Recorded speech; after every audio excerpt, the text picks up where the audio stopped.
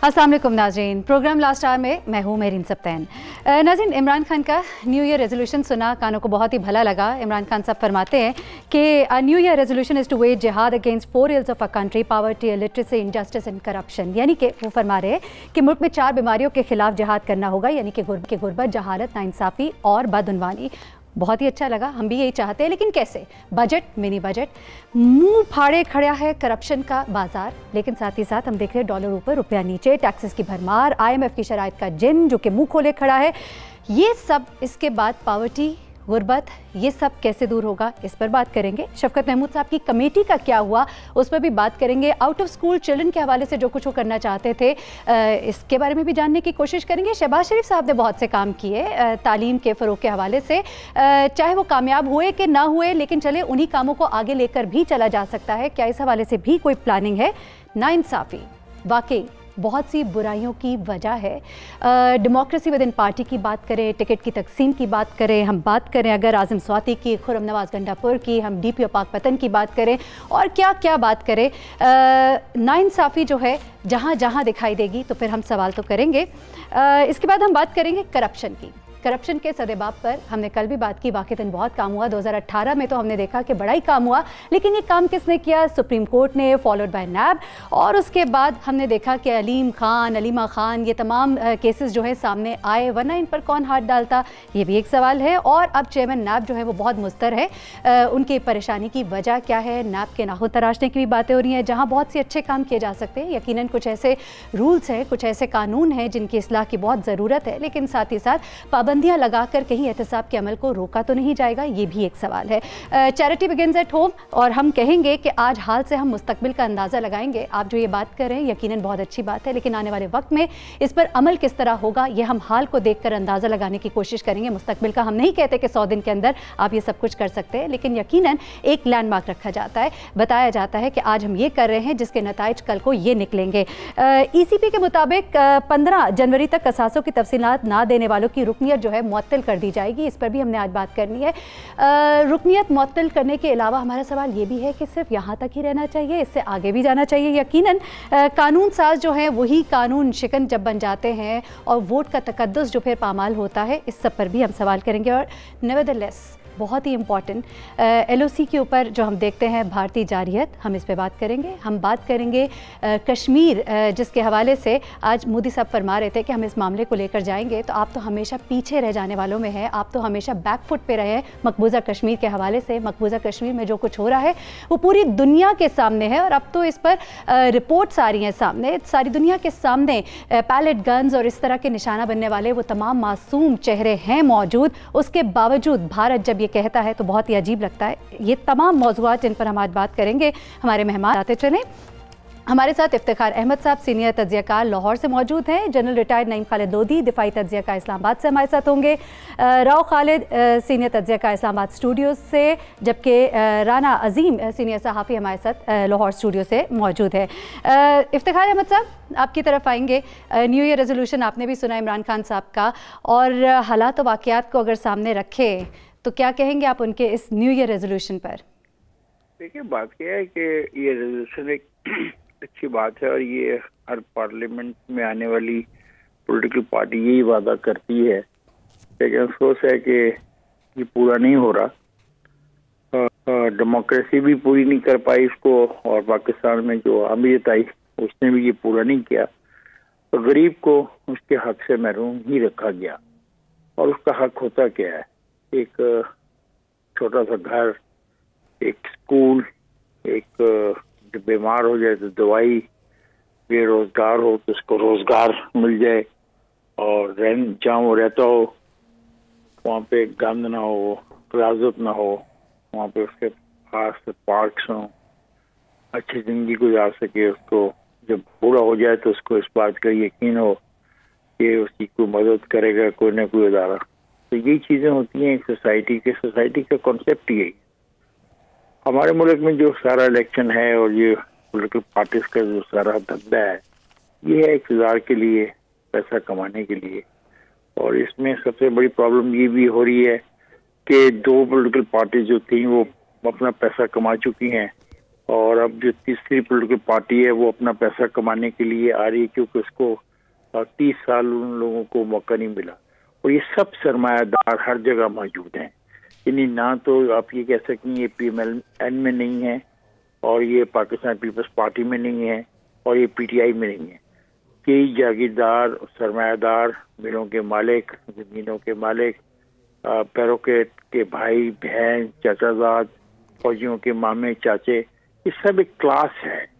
تو اصل میں وہ انہوں نے دے وانٹ ٹو ریپلیس وہ جو 30 سال سے کلاس کما رہی تھی یہ ایک نئی کلاس ایمرج ہوئی. اس نے کہا ہے 30 سال والی کلاس کو ہٹاؤ اور ہم خود آئیں. آپ نے کہا کہ اس نے جو ہمیں 2019 کا خواب دکھایا ہے میں اس خواب کی اگر ایک بھی اس میں چیز پوری ہو گئی تو میں سمجھوں گا کہ پاکستان نے بہت بڑی ترقی کر لی. کاش ہم پاکستان کے غریب عوام کو اس پورے کے پورے نظام کے اندر سٹیک ہولڈر سمجھیں. ہم ان کو سٹیک ہولڈر سمجھتے نہیں ہیں. ہم ان کو محض 5 سال کے بعد ایک لائن میں کھڑا ہوا ایک کٹ پتلی سمجھتے ہیں جو آئے اور ووٹ دے اور گھر چلے جائے. اس کے بعد افتخار صاحب عمران خان صاحب تو وہ ہے نا جنہوں نے الیکشن سے پہلے یہ کہا کہ ان پلوں سے ان سڑکوں سے پہلے ضرورت ہے بیسک نیسیسٹیز عوام کو پرووائڈ کرنا اور ان بیسک نیسیسٹیز میں تعلیم آتی ہے صحت آتا ہے. ابھی آپ نے بھی جیسے بات کی اگر ہم حالات و واقعات کو سامنے رکھیں 2019 میں تو ابھی IMF کی شرائط بھی پوری کرنی ہے. اسی کا تقاضا تھا ڈالر جو اتنا اوپر گیا اسی کا تقاضا ہے جو اتنے ٹیکسز لگ رہے ہیں اسی کا تقاضا ہے جو بجٹ کے بعد منی بجٹ آ رہا ہے. تو پھر how do you see it in 2019 only let's not talk about 2020 لیکن 2019 تو بڑا مشکل ٹائم ہوگا یقیناً لوگوں کے لیے. تو پاورٹی جو اس سال کی ریزولوشن ہے وہ کس طرح سے ایریڈیکیٹ کریں گے؟ دیکھیں بات یہ ہے کہ جہاں تک ہم نے قرضہ لیا ہے یہ واپس تو کرنا ہے. ایسا تو نہیں ہو سکتا کہ آپ قرضہ لیتے رہیں اور اس کو واپس کرنے سے انکاری کریں. دکھ کی بات دیکھو یہ قرضہ جو ہم مانگ رہے ہیں یہ جو قرضہ لیا تھا اس کی سود کی ادائیگی کے لیے مانگ رہے ہیں. اس قرضے سے ہم سکول نہیں بنائیں گے ہاسپٹلز نہیں بنائیں گے سڑکیں نہیں بنائیں گے. رانا عظیم صاحب یور کامنٹس. دیکھیں جی پہلی بات ہے کہ عمران خان صاحب نے جو کہا ہے اور اس پر انہوں نے میرا خیال سے عمل بھی شروع کر دیا اور عمل جو ہے بڑی حد تک شروع ہو چکا ہے. اگر ہم دیکھیں تھوڑا سا موازنہ کریں تو جتنے لوگ بدعنوانی کے خلاف جو اب کام ہو رہا ہے کیا پاکستان کی تاریخ میں آج سے پہلے ہوا تھا؟ کیا کبھی کسی نے بھی کہا تھا؟ افتخار صاحب ہمارے سینئرز ہیں انہوں نے کہا کہ ہمیشہ ہر حکومت یہی کہتی ہے لیکن میں نے سابقہ حکومت کے تمام دیکھے ہیں عوامل میں دیکھے ہیں تمام ان کے بیانات بھی پڑھے ہیں اور ہیپی نیو ایئر پہ ان کا ایک بیان بھی آتا ہے کسی نے بھی کرپشن کے خلاف کبھی بات نہیں کی تھی اس طرح. کسی نے بھی ناانصافی کے خلاف اس طرح بات نہیں کی تھی. کسی نے بھی یہ بات نہیں کی تھی کہ ہم نے اس سال کو اس طرح منانا ہے. ہمیشہ وہ ایک جھوٹے لارے لپے لگائے جاتے تھے. عوام کو کہا جاتا ہے جو غربت کا خاتمہ کرنا ہے. غربت کا خاتمہ نہ کوئی کر سکا ہے. شاید یہ کسی حد تک اسے کرنے میں کامیاب ہو جائے مگر ابھی تک ایسا نہیں ہے. لیکن اس ملک سے جب ناانصافی جو ہے اس کا خاتمہ ہوگا جب اس ملک سے کرپشن کا خاتمہ ہوگا جب اس ملک سے لا قانونیت کا خاتمہ ہوگا تو میں سمجھتا ہوں اس کے بعد اس ملک کے اندر خوشحالی بھی آئے گی. اور خوشحالی اسی صورت میں آ سکتی ہے جب کرپشن ختم ہو جب کرپٹ عناصر ختم ہو. چونکہ یہاں پہ مسئلہ صرف بڑا سمپل سا ہے. عمران خان صاحب نے اعلان کر دیا جیسے عمران خان کسی پہ ہاتھ ڈالتے ہیں یا کسی کے خلاف کام شروع کرتے ہیں تو پاکستان کے اندر جمہوریت خطرے میں پڑ جاتی ہے. اور جب جمہوریت خطرے میں پڑ جاتی ہے تو وہ تمام عوامل آپ دیکھیں کیا حال ہے کہ خان صاحب نے نعرہ تو لگا دیا کہہ تو دیا ہے اور کوشش بھی کر رہے ہیں مگر اس سے بڑھ کر بدقسمتی کیا ہوگی کہ ایک کرپٹ شخص جس پر کرپشن کے الزامات ثابت ہو گئے ہیں جس پر یہ ثابت ہو گیا کہ اس نے نیب نے ثابت کر دیا اس کے خلاف ریفرنس دائر کر دیا ہے اسے ایک کمیٹی کا چیئرمین بنا کر اس کے سامنے نیب بھی پیش ہو رہی ہے اس کے سامنے FIA بھی پیش ہو رہی ہے اس کے سامنے دیگر قانون نافذ کرنے والے ادارے بھی پیش ہو رہے ہیں. تو پھر اس ملک سے ناانصافی کا خاتمہ کیسے ہوگا کرپشن کا خاتمہ کیسے ہوگا اس ملک سے بدعنوانی کا خاتمہ کیسے ہوگا؟ جب یہ تینوں چیزوں کا خاتمہ نہیں ہوگا تو ملک میں خوشحالی بہت مشکل سے آئے گی. چلے ٹھیک ہے اس پہ ہم نے بات کرنی یہاں پر ہمیں ایک بریک پہ جانا ہے. بریک سے جب ہم واپس آتے ہیں تو اسی موضوع کو آگے کنٹینیو کرتے ہیں.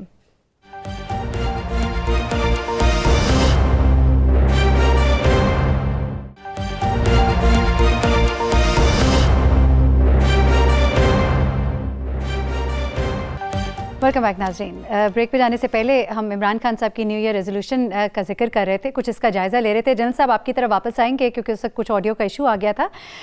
क्या कहेंगे आप? सिविल मिलिट्री रिलेशनशिप की हमने बात की और जो बात कर रहे हैं इमरान खान साहब, तरक्की की बात कर रहे हैं, करप्शन को इरेडिकेट करने की बात कर रहे हैं। आपको दिखाई देता है ये जो ताल्लुकात इस्तवार हुए हैं, बेहतर हुए हैं इस हुकूमत के साथ, उसका फ़ायदा होगा और आने वाला वक्त जो है वो हुकूमत के लिए अच्छा साबित होगा इस ज़िम्रे में? जी बहुत शुक्रिया। पहले मैं ज़रा अहदाफ की बात कर लूँ। पहले भी मैं ये कहना चाह रहा था कि मेरा ख्याल दो अगर अहदाफ रखे जाएं, एक नाखानदगी का, एक नाइंसाफ़ी का, तो बाकी दो खुद ब खुद पूरे होने का इम्कान है, क्योंकि आखिर अदालतों में ही करप्शन के मुकदमे आते हैं और जब आप मुआशी और माशरती नाहमवारी दूर करते हैं तो खुद ब खुद गुर्बत भी दूर होती है। तो एक तो मैं कहूँगा कि इन चार में से दो को ड्रॉप कर दें ताकि आपका फोकस रहे, आप सिर्फ नाखानदगी पर तवज्जो दें, आप सिर्फ नाइंसाफ़ी पर तवज्जो दें। और एक मैं ऐड करना चाहूँगा जो बहुत ज़रूरी है, जो इसमें नहीं है, और वो है इकोनॉमिक रिवाइवल। इसका ताल्लुक इन दोनों से नहीं है क्योंकि वो एक साथ पैरेलल चीज़ चलनी है।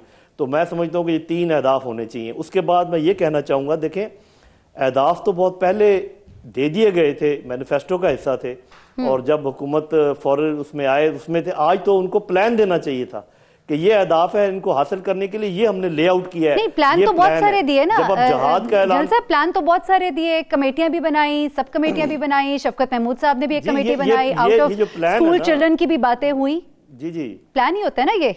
मैं यही बात कर रहा हूँ कि ये जो प्लान है ये अवाम के सामने लाने चाहिए कि नाख्वानदगी दूर करने के लिए हम ये स्टेप्स कर रहे हैं और इनजस्टिस दूर। अभी देखिए कि जो निचली है जितनी अदालतें, उनका हालत बिल्कुल वही है जैसे पहले थी, एक रत्ती का फर्क नहीं आया। तो इंसाफ तो जो ग्रास रूट पे इंसाफ है जो अवाम को मिलता है वो तो सुप्रीम कोर्ट्स में और वहाँ पर बात नहीं होती, वो तो बड़े लोगों के काम है, ये नीचे की बात है। बहरहाल इसको यहीं पर छोड़ देते हैं क्योंकि आपने एक और सवाल भी उठाया। मेरा ख्याल है कि अफवाज पाकिस्तान ने हमेशा हर तरक्की के अमल की तायीद की है, चाहे गवर्नमेंट कोई भी हो। तो ये कोई नई बात नहीं है। लेकिन नई बात यह है ना कि ताल्लुकात बहुत अच्छे हैं, मिलकर चलने का एक अहद है। ताल्लुकात अच्छे हैं, हाँ। बिल्कुल ठीक है, ताल्लुकात अच्छे हैं। लेकिन अगर किसी भी हुकूमत ने यह कहा कि जी आप फौजी अदालतें कायम करें और हमें इंसाफ में हमारी मदद करें, चाहे वो कोई भी था, उन्होंने किया। आज भी अगर हुकूमत ये कहे कि आप अपने तमाम फौजियों को कहें कि प्राइमरी स्कूलों में आके तालीम दें, तो मैं आपको यकीन से कहता हूं कि ये फौजी जो भी मुमकिन हुआ अपने काम से जिनके पास टाइम हुआ वो आके वहां पर मुल्क में जब भी कोई इस तरह का मौका आया है, पाक फौज को हमने हमेशा हर महाज पे सबसे आगे खड़े देखा है। राव खालिद साहब, अब दो तीन बातें जनरल साहब ने की, उस पर तो कमेंट आपका जरूर लेना है। बहुत ही अच्छी बात है, वो कहते हैं करप्शन जो है जैसे ही वो खत्म होगी तो फिर बहुत सारी तरक्की यहाँ पर डेफिनेटली होगी। और चीफ जस्टिस साहब ने भी कहा कि कोई 3000 अरब रुपया तो यहीं से हम रिट्रीव कर लेंगे, यकीनन डेफिनेट वो बात है। साथ ही साथ इस वक्त के जो हालात है उनको सामने अगर रखें, नॉट फॉरगेटिंग कि इमरान खान साहब ने जो शेल्टर होम्स वगैरह का जो एक स्टेप लिया है, that's a very good step. सेहत कार्ड के हवाले से जो कोशिशें की जा रही हैं, that is also very good. लेकिन 2019 आपको लग रहा है कि एक मुश्किल साल होगा? जो रेजोल्यूशन जो अपने आगे के अहदाफ रख रहे हैं इमरान खान साहब, वो पूरा कर पाएंगे इस साल के अंदर? देखिए, एक तो मैं ये गुर्बत और जहालत पे एक मुतालबा है मेरा कि एक JIT इस पे भी बननी चाहिए कि इस मुल्क में डेलिब्रेटली लोगों को गरीब क्यों रखा गया, लोगों को जाहिल क्यों रखा गया, और जिन लोगों ने रखा है उनकी निशानदेही बहुत ज़रूरी है। उसके बाद हम इसका हल भी फिर ज़्यादा आसानी से तलाश कर सकते हैं। दूसरी चीज़ जो है, जो रेजोल्यूशन उन्होंने दी वो एक ट्विटर के तौर पे ठीक है, आप बयान दे दें या उस तरह से आप नया साल शुरू हो रहा है, एक फॉर्मेलिटी के तौर पे रस्मन उन्होंने कर दिया। लेकिन हकीकत ये है कि 2019 में उन्हें वो परफॉर्मेंस देनी है जिसकी बुनियाद पे जो लोगों के अंदर एक उम्मीद पैदा हुई, जिसकी वजह से ये तब्दीली आई हुकूमत की, उसको वो अमली जामा पहना सके, लोगों को नजर आना शुरू हो।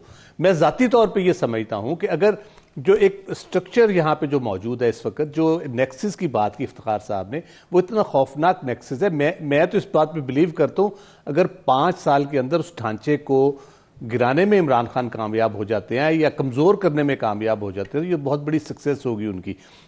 اس کو گرائے بغیر آپ نئے پاکستان کی تعمیر نہیں کر سکتے، کیونکہ وہ اتنا سٹرونگ نیکسس ہے ہر جگہ پہ، ہر ادارے میں، بڑے سے لے کے چھوٹے لیول پہ، اور پھر لوگوں کے انٹرسٹ اتنے زیادہ اس میں ڈیولپ ہو چکے ہیں، لوگوں کی عادتیں اتنی پختہ ہو چکی ہیں، ان کو چینج کرنے کے لیے یقیناً عمران خان کو بہت محنت کرنے کی ضرورت ہوگی، بہت کاوش کرنے کی ضرورت ہوگی، اور ابھی عملی طور پہ ان کو کچھ اقدامات اٹھانے کی ضرورت ہے۔ پلان دے دینا یا اعلان کر دینا اپنی جگہ پہ ہے، عملاً گراؤنڈ کے اوپر وہ اب ان کو کچھ کرنے کی ضرورت ہے۔ اگر ایز آف ڈوئنگ بزنس کی بات کر رہے ہیں تو اس کو شروع ہونا چاہیے۔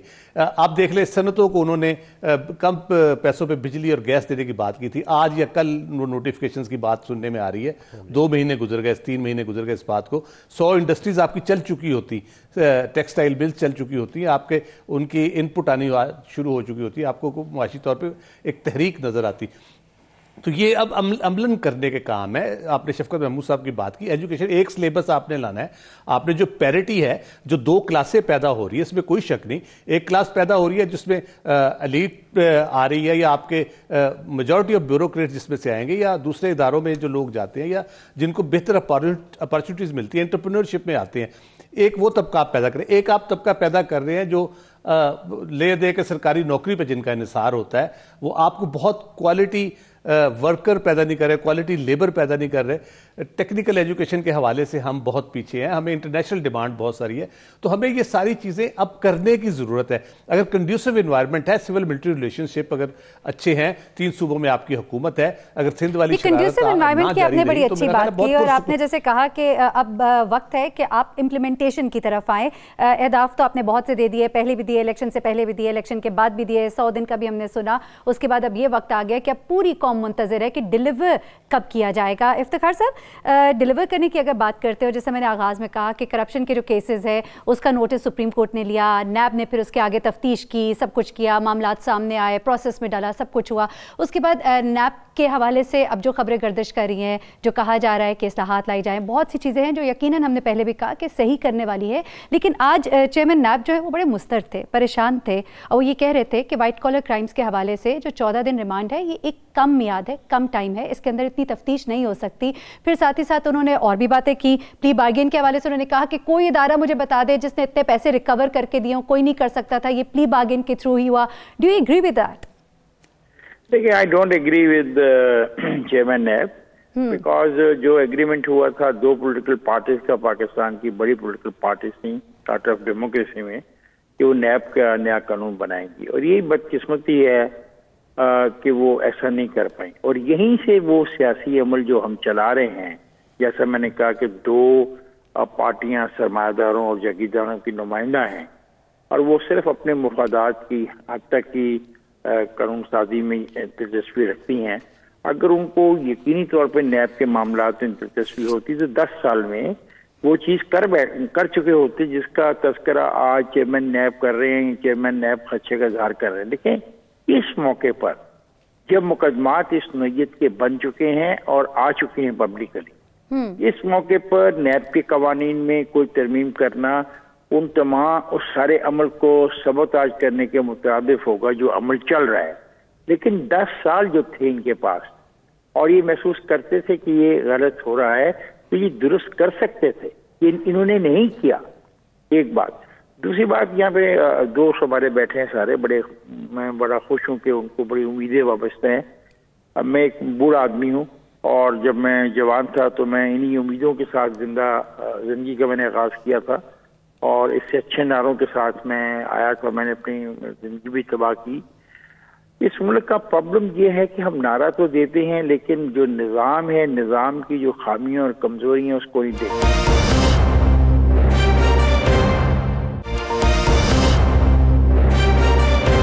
قوت ارشاد صاحب، پہلے تو یہ بتائیے کہ رکنیت معطل کر دی جائے گی، واٹ مور، اور اس کے علاوہ یہ کہ جنہوں نے ابھی تک اپنے اثاثے ڈکلیئر نہیں کیے ان کے خلاف تو بہت کچھ پہلے ہی ہو جانا چاہیے تھا، ابھی بھی ان کو ٹائم فریم دیا جا رہا ہے؟ فوری طور پر جو الیکشن ایکٹ 2017 کا جو ہے اس کے تحت ان کی ڈیٹ پہلے ہوتی تھی 31 ستمبر ہوتی تھی، لیکن جب نیا جو بنا الیکشن ایکٹ 2017 اس میں انہوں نے 31 دسمبر کی ڈیٹ جو ہے وہ فائنل رکھی گئی ہے۔ اس میں 15 دن کا ہوتا ہے گریس پیریڈ ہوتا ہے، 15 جنوری کے بعد پھر ان کی باقاعدہ ان کی یہ معطل نہیں ہوتے، یہ غیر فعال ہو جاتے ہیں. غیر فعال کا مطلب یہ ہوتا ہے کہ آپ اس کو قومی اسمبلی کا یا صوبائی اسمبلی کا یا سینٹ کا اجلاس اٹینڈ نہیں کر سکتے جب تک آپ اپنے اثاثے جمع نہیں کروا دیتے. تو 15 جنوری کے بعد ان کے جنہوں نے جمع نہیں کروائے ہوں گے ان کی رکنیت جو ہے وہ غیر فعال ہو جائے گی. اگر وہ اسٹینڈنگ کمیٹی کے ممبر ہیں تو اجلاس اٹینڈ نہیں کر سکتے, اگر وہ چیئرمین ہیں تو صدارت نہیں کر سکتے. اس طرح یہ ایک 15 جنوری کے بعد یہ سارا عمل ہوتا ہے, اور جو اپنے وہ اثاثے جمع کرواتے جائیں گے تو ان کی غیر فعالیت جو ہے وہ اس کے ساتھ ساتھ منسوخ ہوتی چلی جائے گی. اچھا کور دلشاد صاحب تھوڑا اس کو ایکسپلین کریں اور مزید ہم جاننا چاہیں گے, کیونکہ یہ تو بڑی آسان سی بات ہے, چلے وہ نہیں اٹینڈ کریں گے خیر ہے کچھ نہیں ہوتا. ہم جیسے عام لوگ جو ہیں کئی لوگوں سے جن سے میری بات ہوئی ہے جن کے اس طرح کے معاملات نکلتے ہیں ٹیکس ریٹرنز میں اگر انہوں نے نہیں مینشن کی ہوتی اپنی کوئی جائیداد غلطی سے بھی رہ گئی ہوتی ہے تو اچھی خاصی پینلٹی ان کو پڑ جاتی ہے, اچھے خاصے اماؤنٹ جو ہے ان کے بینک میں سے وڈرا کر لی جاتی ہے FBR کی جانب سے. تو یہاں پر ایسا کچھ نہیں ہوگا, ان کی وہ جائیدادیں جو ہے وہ رکھ لی جائیں؟ ابھی تو ہمیں ڈیم بھی بنانا ہے, ہمیں تو بڑی ضرورت ہے پیسوں کی. چیف جسٹس صاحب جو ہے وہ پیسے جمع کرتے پھرے 3000 ارب جو ہے وہ اکٹھا ہو جائے گا انہی کرپشن کے پیسوں سے وہ کہتے ہیں, تو پھر ان کی وہ جائیدادیں جو انڈکلیئرڈ ہے ان پر کوئی اس طرح کا سٹیپ بھی لیا جائے گا؟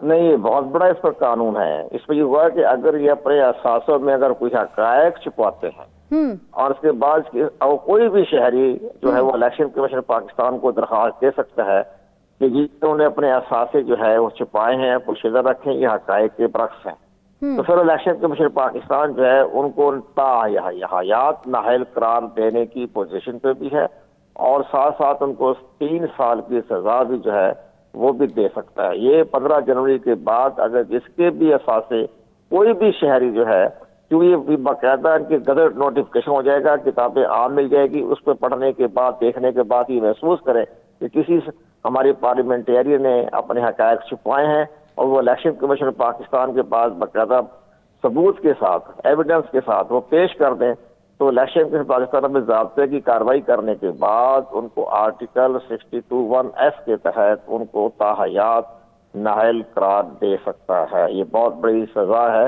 یہ ہمارے جو ووٹر حضرات یہاں پر نرمی کیوں ہے کور دلشاد صاحب ان پارلیمنٹیرینز کے لیے, فرق کیا ہے؟ نہیں, نرمی نہیں ہوئی نا. اگر کسی کے بارے میں پوشیدہ اور حقائق چھپائیں اور کوئی بھی ووٹر جو کیا ہے باقاعدہ الیکشن کمیشن کو شکایت کر دے یا FBR کو شکایت کر دے تو ان کے خلاف ایکشن ہو جائے گا. لیکن آج تک کوئی ایکشن ہوا نہیں ہے. لیکن بڑی بڑی شخصیات کے آپ نے نہیں دیکھا کہ نواز شریف صاحب کیوں نااہل ہوئے, انہوں نے کہا کہ انہوں نے جو ہمارے اب تو زرداری صاحب کے حوالے سے بھی PTI الیکشن کمیشن میں ان کی بھی میرے خیال سے سماعت ہوگی آج کل میں ہی آنے والے دنوں میں, وہ بھی سماعت ہو رہی ہے. اس کے بعد باقاعدہ یہ تو الیکشن ایکٹ 2017 میں تو الیکشن کمیشن پاکستان کو زیادہ با اختیار کر دیا گیا ہے. پہلے اتنا اختیار نہیں تھے, پہلے ہوتا تھا کہ آپ ان کے خلاف شکایت کریں متعلقہ سیشن جج کے ہاں, اب تو خود الیکشن کمیشن جو ہے ان کے خلاف ایکشن لے سکتا ہے. چلے ٹھیک ہے, صحیح ہے. بہت شکریہ کور دلشاد صاحب ہم سے بات کرنے کے لیے. تھوڑا اور کلیئر چیزیں کیا کہتے ہیں آپ راؤ صاحب؟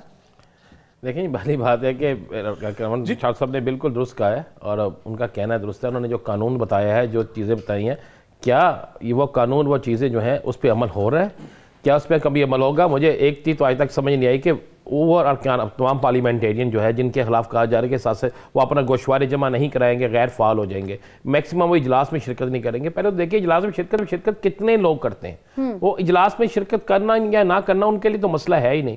کیا ان کے خلاف کارروائی نہیں ہو سکتی کہ ایک پارلیمنٹیرین ہے جس نے باقاعدہ قوانین بنانے ہیں, جنہوں نے وہاں پہ سب کچھ کرنا ہے اور وہ خود ان قوانین کو توڑ رہے ہیں, تو اس کی سزا صرف غیر فعال کرنا ہونا نہیں چاہیے, بلکہ وہ سزا وہی ان کو ملنی چاہیے جو ایک عام شہری کو ملتی ہے, بلکہ اس کے زیادہ ملنی چاہیے. اب وہ نہیں آئیں گے 6 دن 7 دن 10 دن 11 دن 15 دن 20 دن, 1 ماہ بعد وہ ایک گوشوارے جمع کرائیں گے, دوبارہ فعال ہو جائیں گے. جب فعال ہو جائیں گے تو اسی طرح آگے بیٹھیں گے, موج مستی کریں گے. ان کے متعلق تو قانون جو ہے اس کو سخت کرنا پڑے گا, اور اس پہ غیر فعال جو ہے یہ کوئی سزا نہیں ہے. اگر انہوں نے گوشوارے جمع کرانے ہیں, الیکشن کمیشن میں جمع کروا چکے تھے وہ پہلے, جب گوشوارے جب الیکشن لڑنے کے لیے انہوں نے ایک تفصیل دی, تو اس کے بعد کون سا ایسا مسئلہ آ گیا؟ کیا انہوں نے کوئی چیز چھپائی ہے؟ اگر چھپائی ہے تو آپ یہ توقع رکھیں, میں معذرت سے کہہ رہا ہوں, کہ الیکشن کمیشن ان کے خلاف کوئی کارروائی کرے گا. میں نے تو آج تک الیکشن کمیشن کو کوئی کارروائی کرتے ہوئے نہیں دیکھا, اور خود ابھی سابق سیکرٹری جو الیکشن کمیشن انہوں نے خود کہا کہ ابھی تک تو ایسا نہیں ہوا اور آگے ہوگا بھی نہیں. اگر کسی کے خلاف اثاثے چھپانے کی کارروائی آج تک ہوئی ہے تو وہ سپریم کورٹ سے ہوئی ہے, اعلیٰ عدلیہ سے ہوئی ہے, اس کے علاوہ الیکشن کمیشن سے نہیں ہوئی. اور یہ جو لوگ لیٹ کر رہے ہیں گوشوارے, تو اس میں لازمی بات ہے ابھی تک تو پی ٹی آئی کا کیس بھی الیکشن کمیشن میں ہی پڑا ہوا ہے نا, اس کے اوپر بھی ابھی مزید کارروائی ہونی ہے. جنرل صاحب آپ کا تجربہ تجزیہ کیا کہتا ہے اس حوالے سے, آپ کی کیا رائے ہے؟ جی میں تھوڑا سا پارلیمنٹ میں آنے جانے کا تجربہ ہے مجھے, کیونکہ میں کچھ دیر کے لیے وزیر بھی رہا, اس سے پہلے میں سیکرٹری ڈیفنس بھی تھا. تو یہ تو ایک بات ہے نا کہ اثاثے بتانا یا چھپانا. یہ جو بات کی ہے ابھی میرے بھائی نے کہ یہ آتے کتنا ان کو آنا چاہیے, مطلب عوام نے کیوں ان کو الیکٹ کیا ہے, اس لیے کہ پارلیمنٹ میں آئیں, اپنے ویوز کا اظہار کریں. یہ نہ تو ٹائم پر آتے ہیں, پنکچویلٹی کا بالکل کوئی فکر نہیں. حالانکہ آپ نے ایک ویڈیو دیکھی ہوگی کہ برٹش پارلیمنٹ میں ایک وزیر 5 منٹ لیٹ آیا, یعنی ریزائنڈ. اس نے کہا جی میں آئی ایم سوری میں لیٹ آیا. یہاں پر اگر 9 بجے کا ٹائم ہے تو 12 بجے تک تو میں نے خود آتا دیکھا ہے. اس کے علاوہ یہ جو ہے بڑی شرمناک صورتحال ہوتی ہے جنرل صاحب, ہم دیکھتے ہیں کہ پوری جو اسمبلی ہوتی ہے ہمیں خالی نظر آتی ہے, بڑا ہی دکھ ہوتا ہے. میں پنکچویلٹی, ڈریس کوڈ, اٹینڈنس اور اس میں حصہ لینا بات چیت میں جو ڈبیٹ وہاں پہ ہوتی ہے, یہ سب کی ہر ایک چیز کی جو ہے نا وہ پوچھ گچھ ہونی چاہیے. لیکن اچھا جی افتخار صاحب آپ کچھ کہنا چاہ رہے ہیں؟ جی ہاں, میں کہنا یہ چاہ رہا ہوں کہ پی ٹی آئی جو اتنی بڑی تبدیلیوں کا تذکرہ کرتی ہے اور وعدہ کرتی ہے, کیا وہ یہ تبدیلی لا سکی کہ اپنے اراکین کو پابند کر سکے کہ وہ پارلیمنٹ کے اجلاس میں شامل ہوا کریں؟ اور کیا خود ایک چھوٹا سا وعدہ جو پاکستان کے پرائم منسٹر نے قوم کے ساتھ کیا کہ وہ پارلیمنٹ میں آیا کریں گے, اس وعدے کو پورا کرنے سے کیا اپوزیشن نے ان کو روکا ہوا ہے, کس نے روکا ہوا ہے؟ صحیح ٹھیک کہہ رہے ہیں آپ. اور یہاں پہ بات کرتے ہیں کہ وزیر اعظم صاحب اپنی وزارتوں کے حوالے سے لا علمی کا اظہار جب کرتے ہیں, جب اسکان کیس پہ بات کرتے ہیں, جب کبھی وہ یہ جی بولیے گا. دیکھیں میں تو صرف ایک چھوٹی سی بات کر رہا ہوں نا, یہ میں ایک ایسی بات کر رہا ہوں نہ جس میں پیسہ انوالو ہے, نہ جس میں پالیسی ڈیسیژن انوالو ہے, نہ جس میں کوئی رپورٹ کی ضرورت ہے, نہ کمیٹی کی ضرورت ہے. مطلب کیا بات ہے, یہ کیا مذاق ہمارے ساتھ کیا جا رہا ہے, میں تو یہ جاننا چاہ رہا ہوں. چلے ٹھیک ہے افتخار صاحب, بریک پہ ہمیں جانا ہے, اور بریک سے جب ہم واپس تو بہت ہی اہم موضوع ہے جس پر ہم نے بات کرنی ہے.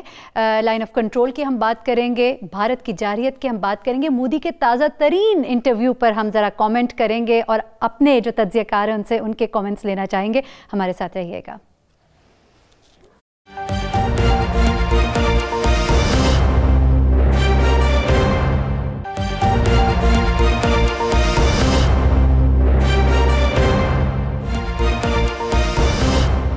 ویلکم بیک ناظرین. لائن آف کنٹرول پر ہم بھارتی جارحیت دیکھتے ہیں, بار بار یہ مناظر ہمارے سامنے آتے ہیں. اگر صرف ہم 2018 کی بات کریں تو بھارت نے 2350 دفعہ جنگ بندی کے معاہدے کی خلاف ورزی کی ہے, اور اسی نتیجے میں ہم دیکھتے ہیں معصوم شہری جاں بحق ہوتے ہیں, بچے نشانہ بنتے ہیں. یہاں تک ہی بس نہیں, مودی جو بیان دیتے ہیں, مختلف انٹرویوز میں جو باتیں کرتے ہیں, وہاں پہ وہ اپنا وہ چہرہ پورٹری کرتے ہیں جو وہ بالکل بھی نہیں ہے. ہم یہ دیکھتے ہیں کہ بھارت کا کشمیر کے حوالے سے موقف کیا ہے, دنیا کے سامنے وہ بتاتے کیا ہے, اور دنیا پوری جانتی ہے. پیلٹ گنز کے حوالے سے کس کو نہیں پتا, دنیا کے کس کونے میں یہ پیغام نہیں پہنچا کہ ان کے ساتھ کیا سلوک کیا جاتا ہے. اس کے باوجود ہٹ دھرمی دیکھیے, بے شرمی ہم اسے کہیں گے بھارت کی دیکھیے کہ کس طرح کہہ دیا جاتا ہے کہ ہم اس معاملے کو اٹھائیں گے, ساک کانفرنس میں بھی ہم اس معاملے کو اٹھائیں گے. تو ہمارا سوال مودی سرکار سے یہ ہے کہ آپ کیا معاملہ اٹھائیں گے؟ بھارت پہ تو ہمیشہ آپ بیک فٹ پر ہوتے ہیں. آپ کیا بتائیں گے کہ آپ وہاں پر معصوم بچوں کو مار رہے ہیں, آپ ان کی بینائی چھین رہے ہیں, ٹارگٹ کر رہے ہیں آپ جوانوں کو, پڑھے لکھے جوانوں کو چنا جاتا ہے, باقاعدہ نوجوانوں کو, علاقوں کو چنا جاتا ہے, آپریشن کو باقاعدہ نام دیا گیا ہے اس حوالے سے, اور ان جوانوں کو چن کے ان کے گھروں سے نکال کر قتل کیا جاتا ہے, شہید کیا جاتا ہے, مارا جاتا ہے, اور جس بے دردی سے مارا جاتا ہے. آپ تو وہ ہیں کہ آپ کا ایک ڈرون تک ہمارے علاقے میں داخل نہیں ہو سکتا, جس سے ہم نے آج بھی مار گرایا اور ہمیشہ منہ توڑ جواب دیا ہے. پاکستان ہمیشہ سے چاہتا ہے کہ حالات بہتر ہو. کرتارپور راہداری کا معاملہ آپ سامنے دیکھ لیں, کلبھوشن نے کیا کچھ نہیں بتا دیا, اس کے باوجود ہم یہی کہیں گے کہ کس ڈھٹائی کے ساتھ کہہ دیا جاتا ہے کہ پاکستان سب کچھ کرتا ہے, جبکہ ساری دنیا کو دکھائی دیتا ہے کہ کون کیا کرتا ہے. جنرل صاحب, مجھ سے بہتر جذبات کی ترجمانی آپ کر سکیں گے. جی بہت شکریہ. دیکھیں جہاں تک کشمیر کا معاملہ ہے, میرا خیال اب تو نہ صرف یہ کہ انٹرنیشنل کمیونٹی, گورنمنٹس اور دنیا کی سول سوسائٹی اس بات کو اچھی طرح جان چکی ہے. آپ کو پتہ ہے کہ UN کی ہیومن رائٹس کمیٹی کی رپورٹ بھی آ گئی ہے. اس کے علاوہ جو اس سے زیادہ بہتر بات ہوئی ہے وہ یہ ہے کہ جو ہندوستان کی اپنی سول سوسائٹی ہے وہ اس بات کو مان گئی ہے اور جان گئی ہے کہ وہاں پر کیا ہو رہا ہے, اور انہوں نے آوازیں اٹھانا شروع کر دی ہیں. اور آپ نے دیکھا یہ جو ابھی حالیہ الیکشن تھے جس میں ان کو شکست ہوئی ہے انڈین گورنمنٹ کی پارٹی کو, اس کی وجوہات بھی یہ ہیں کہ جو انتہا پسندانہ رویہ انہوں نے اختیار کیا تھا, میرے خیال اس کا ریئیکشن آنا شروع ہو گیا ہے from with in the Indian polity. تو ایک تو یہ بات ہے. دوسری بات آپ نے درست کہا کہ ہم نے نہ صرف یہ کہ اس کو UNO پہ افیکٹولی اٹھایا بلکہ اس کی تشہیر اس طریقے سے ہوئی کہ پوری دنیا یہ بات جان چکی ہے. اسی بوکھلاہٹ کے نتیجے میں یہ جو فائرنگ ہوتی ہے LOC کے اوپر اور یہ نہتے شہریوں کے اوپر, ہمارا پرابلم یہ ہے پاکستانی فوج کا کہ اس لائن کے پار بھی سویلین مسلمان ہندو بھی ہوتے. سویلین تو ہم ان پر کبھی حملہ نہ کرتے, اور اس طرف ہمارے کشمیری بہن بھائی ہیں, اس لیے ہم تو اس کا جواب اس طریقے سے نہیں دے سکتے. جب ان سے کچھ نہیں بن پڑتا تو وہ جیسے کھسیانی بلی کھمبا نوچے, وہ ادھر کوئی نہ کوئی اپنی فوج اپنی دکھانے کے لیے کارکردگی یہ کام کرتی ہے. اور سرجیکل اسٹرائکس کی باتیں شروع کر دیتے ہیں جنرل صاحب. جب ان سے انٹرویو میں پوچھا گیا کب ہوا کہاں ہوا تو مودی صاحب پہ دائیں بائیں کی باتیں کرنا شروع کر دیتے. فیکٹس اینڈ گراؤنڈز نہیں ان کے پاس موجود بتانے کے لیے. جی یہ ڈرامہ تو اب میرا خیال فلاپ ہو گیا. انہوں نے ایک دو دفعہ کرنی بلکہ بہت سبکی ہوئی ہے کہ ایسی بات کرنا آرمی چیف کا کہ جی یہ ابھی ہم کریں گے, اپنی مرضی سے کریں گے اور جلد کریں گے, اور پھر 1 سال گزر جائے اس بات کو اور وہ نہ ہو. اور یہ بڑی بات حیرت اور دلچسپی کی ہوگی کہ وہ کہتے ہیں یہ سارک میں ہم اس معاملے کو اٹھائیں گے. جو کشمیر کی بات ہے تو وہ دیکھتے ہیں کہ وہ کیا اٹھائیں گے. وہ تو ہم اٹھائیں گے سارک میں کہ وہاں پر کیا کیا جا رہا ہے اور کیا ہو رہا ہے. تو میرا خیال ابھی جو دنیا جان چکی ہے, جو ان کی اپنی سول سوسائٹی جان چکی ہے, جو ان کے اوپر پریشر ہے, وہ آپ دیکھیں گے کہ میرا اپنا یہ اسیسمنٹ ہے کہ 6 مہینے کے اندر اندر یہ بات چیت پر آمادہ ہوں گے اور یہ بات چیت کریں گے. کشمیریوں سے بھی کریں گے, پاکستان سے بھی کریں گے, اور اب ان کو پتہ ہے. اور یہ بات چیت ہمیشہ اس وقت کرتے ہیں جب انڈر پریشر آتے ہیں. انہوں نے 47 میں بات چیت کی جب یہ کشمیری بڑھ رہے تھے سری نگر کی طرف اور پنچ کی طرف. انہوں نے بعد میں 65 میں اس وقت بات چیت کی جب ان کو منہ کی کھانی پڑی. اس کے بعد جب یہ تحریک دوبارہ چلی, بات چیت ابھی یہ نہیں کر رہے تھے. اب جب یہ تحریک خاص نہج پہ پہنچے گی یہ لازمی بات چیت کریں گے, اور بات ان کے ہاتھ سے نکلی جا رہی ہے. ان کے اپنے لوگ کہہ رہے ہیں اور دنیا بھی اس بات کو سمجھ رہی ہے. اچھا جنرل صاحب, میاں نواز شریف صاحب نے جو سیرل المیڈا کو ایک انٹرویو جو دیا تھا جس کا بڑا چرچا بھی ہوا تھا, جہاں میاں نواز شریف صاحب نے یہ بھی کہا کہ اگر آپ کشمیر میں دہشت گردی کروائیں گے تو وہ بھی ہمارے یہاں پہ یہ سب کچھ کریں گے. اس کے بعد ہم نے دیکھا کلبھوشن کا معاملہ جو عالمی عدالت میں چلے جانا, اور اگر عالمی عدالت میں چلا ہی گیا ہے تو اس کیس کو ٹھیک طرح سے اگر ہم نہیں پریزنٹ کرتے تو پھر ہماری اس میں کتنی سبکی ہوگی؟ جی دیکھیں, یہ تو میری جو اپنی رائے ہے اور میں نہیں جانتا کہ کتنی درست ہے یا غلط ہے. میرا خیال ہے کہ کلبھوشن کا معاملہ ہمیں ماننے نہیں چاہیے تھا انٹرنیشنل کورٹ میں جانے کے لیے. کیوں کتنے ہمارے جاسوس چلا گیا ہے تو اسے ٹھیک سے ٹیک اپ بھی تو نہیں کیا جا رہا. ہماری طرف سے معاملات جو ہے اس طرح سے ٹیک اپ نہیں کیے جا رہے. اور کسی بھی وزیر اعظم کا اس قسم کا انٹرویو دینا جس میں چاہے آپ نے کوئی کام کیا ہو یا نہ کیا ہو اس کا عندیہ دینا کتنی سبکی ہے, کتنی بڑی بات. اور جو کچھ ہمارے ساتھ ہو رہا ہے اس کا ذکر حالانکہ زیادہ کرنا چاہیے کہ بلوچستان میں انڈیا کیا کر رہا ہے اور پشاور اور کوئٹہ میں انڈیا کیا کر رہا ہے, کلبھوشن یہاں پر کیا کر رہا تھا.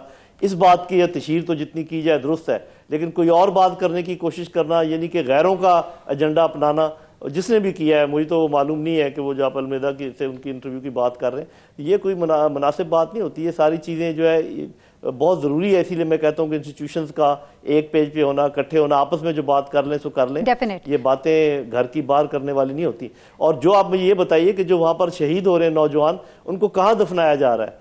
ان کے خاندان معلوم ہے, ان کے بہن بھائی معلوم ہے, وہیں پر ان کو دفنایا جا رہا ہے. تو وہ دہشت گردی, وہ آزادی کی تحریک کو دہشت گردی کہنا, یہ کہاں کا انصاف ہے؟ یہ کہاں کی پرامن احتجاج کیا جا رہا ہوتا ہے. راؤ خالد صاحب, پرامن احتجاج کیا جا رہا ہوتا ہے آپریشن ہنٹ ڈاؤن کے نام پر. جس طرح سے چن کے ان نوجوانوں کو ختم کیا جا رہا ہے, آباد کاری بھی کرنے کی پلاننگ کچھ ہو رہی ہے اسرائیل طرز پر. یہ سب کچھ کر کے کیا حاصل کرے گا بھارت اور کہاں تک حاصل کر پائے گا؟ مقبوضہ کشمیر میں اس وقت تو بچہ آزادی کی جنگ میں اب شامل ہو رہا ہے. ہم دیکھتے ہیں کہ ایک PhD بھی اس جنگ میں شامل ہے, آزادی کی تحریک میں شامل ہے, ایک 12 سال کا بچہ بھی شامل ہے, 14 سال کا شہید بھی شامل ہے. کس کو روکیں گے؟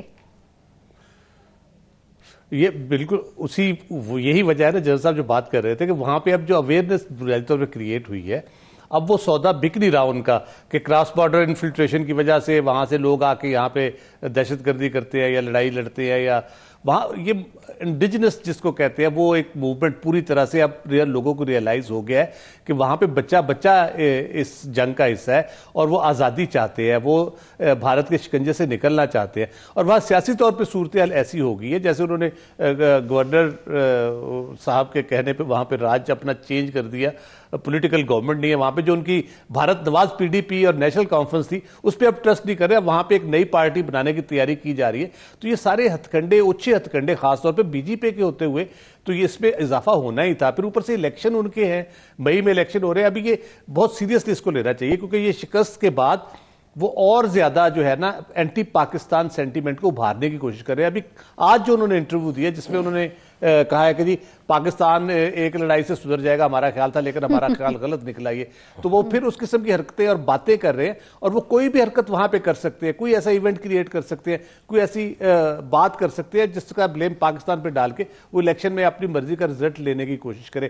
اس لیے ہمیں اس کے بارے میں بہت سنجیدگی سے انٹرنیشنل کمیونٹی کے اندر بھی اور اپنے ہاں بھی اس کے لیے پوری تیاری رکھنی چاہیے کہ ان کی طرف سے کوئی بھی اس قسم کی شرارت حرکت ہو سکتی ہے. LOC پہ تو وہ کر ہی رہے ہیں. اچھا راؤ صاحب، آپ کو لگ رہا ہے کہ جس طرح سے ان معاملات کو اب ٹیک اپ کیا جا رہا ہے، شاہ محمود قریشی صاحب مختلف محاذ پر اس وقت ہمیں بڑے ایکٹیو نظر آتے ہیں افغانستان کے حوالے سے بھی، کشمیر کے اوپر ورکنگ جو ہے کیسی دکھائی دے رہی ہے اس وقت موجودہ حکومت کی؟ کشمیر کے اوپر بھی اور اوور آل بھارت کی طرف جس طرح سے پاکستان نے ایڈوانس کیا ہے ریلیشن شپ کو نارملائز کرنے کے لیے، وہ انٹرنیشنلی بھی بڑا اس کو اپریشیٹ کیا جا رہا ہے. بہت اچھے ان کے جیسچرز ہیں لیکن وہ بہت بھارت میں میڈیا نے بھی اپریشیٹ کیا، کرتارپور بارڈر کے معاملے کو بھی بھارت کے میڈیا میں بھی اپریشیٹ کیا گیا. ایگزیکٹلی دنیا بھر اپریشیٹ کر رہی ہے لیکن ایک مودی اور سرکار جو ہے اس کو اس بات کی سمجھ نہیں آ رہی. وہ صرف الیکشن پہ ان کا فوکس ہے. وہ کسی بھی ایسے جیسچر کو، اچھے جیسچر کو جس سے معاملات بہتر ہو سکتے ہیں، جس سے آگے ہم بڑھ سکتے ہیں، خطے میں امن قائم ہو سکتا ہے، وہ اس کی طرف آنے کو تیار نہیں ہے. جنرل صاحب کی بات درست ہے کہ مئی کے الیکشن کے بعد جو ہے نا وہ مجھے لگتا ہے کہ وہ پھر واپس اسی جگہ پہ آ جائیں گے جہاں سے ہم ان کو بار بار کہہ رہے ہیں کہ بیٹھے ٹیبل پہ بیٹھے بات کریں، مذاکرات سے یہ مسئلہ حل ہوگا. فائنلی مذاکرات ہی اس موضوع کا بہترین حل ہے. دو نیوکلیئر پاورز ہیں، ڈیفینیٹلی اس کا حل جو ہے وہ مذاکرات کی میز ہی ہے. رانا عظیم صاحب، سب سے آخر میں کیونکہ پروگرام کا وقت ختم ہو رہا ہے، کیا کہیں گے اس وقت پاکستان کی طرف سے جو سٹیپس لیے گئے اور بھارت جتنے ہم سٹیپ لیتے ہیں وہ ہم کہتے ہیں آپ ایک قدم لو ہم 2 قدم لیں گے، ہم ایک قدم لیتے ہیں وہ 2 قدم پیچھے چلا جاتا ہے.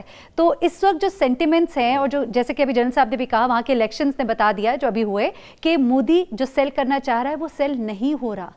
یہ بات آپ کے بالکل درست ہے. پہلے تو آپ نے تھوڑی دیر پہلے ایک بات کی ہے میاں نواز شریف کے حوالے سے کہ وہ سابق وزیر اعظم تھے، انہوں نے جو انٹرویو دیا تھا اور یہ خود کہا تھا کہ ہم کشمیر میں دہشت گردی کرو. دیکھیں میاں نواز شریف زبان بولتے تھے مودی کی اور اسی وجہ سے پاکستان اور انڈیا بھارت کے درمیان جو ایک اب خلیج پیدا ہوئی ہے اس کی وجہ ایک میاں نواز شریف بھی ہے کہ میاں نواز شریف کی حکومت جانا مودی کے لیے ایک صدمہ بھی ہے. اور چونکہ میاں نواز شریف جو ہے وہ سپورٹ کر رہے تھے انڈیا کے اس موقف کو جو پاکستان کے خلاف پوری دنیا میں چرچا کیا جا رہا تھا، پاکستان کے خلاف استعمال کیا جا رہا تھا. یعنی اجمل قصاب نہیں تھا، ثابت ہو گیا وہ بھارت کا ہے، بھارت کے کس صوبے کا اس کا ڈومیسائل ہے، سر چیز ثابت ہوگی مگر یہاں پر ثابت کر دیا گیا وہ پاکستان کا ہے. اس طرح کشمیر کے اندر کشمیری لڑ رہے ہیں، وہ آزادی کی جنگ لا رہے ہیں. جنرل صاحب بڑی اچھی بات کی ہے کہ وہیں پہ دفن ہوتے ہیں، وہیں پہ ان کے خاندان ہیں، وہیں پہ ان کی فیملیز ہیں، مگر اس کو میاں نواز شریف نے اس طرف موڑ دیا تھا. تو اب جو صورتحال موجودہ صورتحال ہے اس میں پاکستان کی طرف سے جو کام بھی کیا جا رہا ہے، جو قدم بھی بڑھایا جا رہا ہے وہ امن کے لیے بڑھایا جا رہا ہے اور ایک بہتری کے لیے بڑھایا جا رہا ہے، مگر بھارت کی طرف سے نہیں ہوگا. مسئلہ صرف اتنا سا کہ بھارت کی لابی جو ہے وہ بڑی مضبوط ہے، وہ ایک باقاعدہ پلاننگ کے تحت سب کچھ کرتے ہیں. چند دن پہلے انہوں نے ہمارے 2 نوجوان جو کہ اجتماع میں آئے تھے ان کی تصویریں لے کر پورے بھارت کے اندر یہ پروپیگنڈا کر دیا، دہشت گردی. پاکستانی میڈیا نے اسے بے نقاب کیا، خاص کر 92 نے کہ ایسا نہیں ہے. اب اس کے بعد ایک اور ڈرامہ جس طرح راؤ صاحب نے کہا بالکل ڈرامہ تیار. آپ دیکھیں گے 2 سے 3 دن میں اچانک کوئی ایسا ایک ڈرامہ رچا دیا جائے گا جس میں یہ کہا جائے گا یہ پاکستان سے دہشت گرد آئے ہیں. اور چونکہ یہاں پر ان کے بہت سے لوگ موجود ہیں، بہت سے ہمدرد پاکستان کے اندر موجود ہیں، مختلف سیاسی جماعتوں کے اندر موجود ہے، مختلف سیاسی جماعتوں کے ترجمان بھی ان کی باتیں کرتے ہیں، تو اس وجہ سے ان کے بیانات کی تقویت یہاں پہ ذاتی فائدے کے لیے, اپنے ذاتی مفاد کے لیے, لکش لیے ان جذبات کو بھڑکانا جو آپ سمجھتے ہیں شدت پسند جو وہاں کے ہیں ان کو تو تقویت ملے گی ان کے احساسات کو, لیکن یقیناً جو چاہتے ہیں امن, جو چاہتے ہیں کہ دونوں طرف امن ہو, وہ یقیناً ان باتوں کو پسند نہیں کریں گے, اور ان کے ان الیکشنز نے یہ بات ضرور واضح کر دی. اپنے مہمانوں کا میں خاص شکریہ ادا کروں گی. انشاءاللہ آپ سے کل پھر ملاقات ہوگی. مجھے مہرین سبتین کو اجازت دیجیے گا. اپنا بہت خیال رکھیے گا. اللہ حافظ.